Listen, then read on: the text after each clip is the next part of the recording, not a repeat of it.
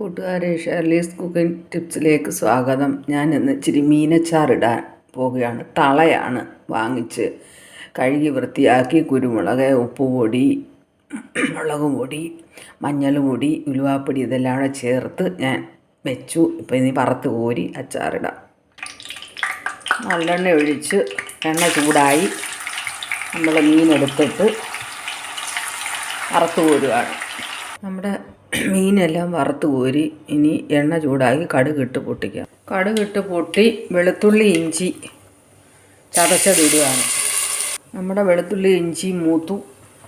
പിന്നെ മഞ്ഞൾ പൊടി ഇട്ടു. ഇനി മുളക് പൊടി ഇടാൻ പോവുക. ആവശ്യത്തിന് മുളക് പൊടി ഇടുക. ഉലുവാപ്പൊടി ഇട്ട് മൂത്തു. ഇനി മീൻ എടുത്തിടാൻ പോവുക.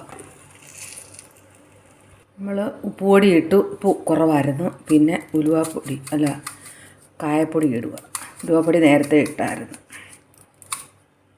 കൂട്ടുകാരെ, നമ്മുടെ മീനച്ചാർ ഇവിടെ റെഡിയായി. ലാസ്റ്റ് ഈ വിനാഗിരിയാണ് ഞാൻ അച്ചാറിന് ചേർക്കുന്നത്.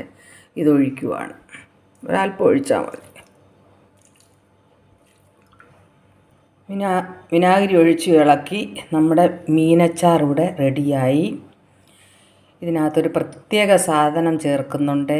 എൻ്റെ സ്നേഹം കൂടെ ചേർത്താണ് ഇത് കൊടുക്കുന്നത്. അടിപൊളി അച്ചാറാണ്. Super super super. ചോറിനും ചപ്പാത്തിക്കും എല്ലാം കഴിക്കാം.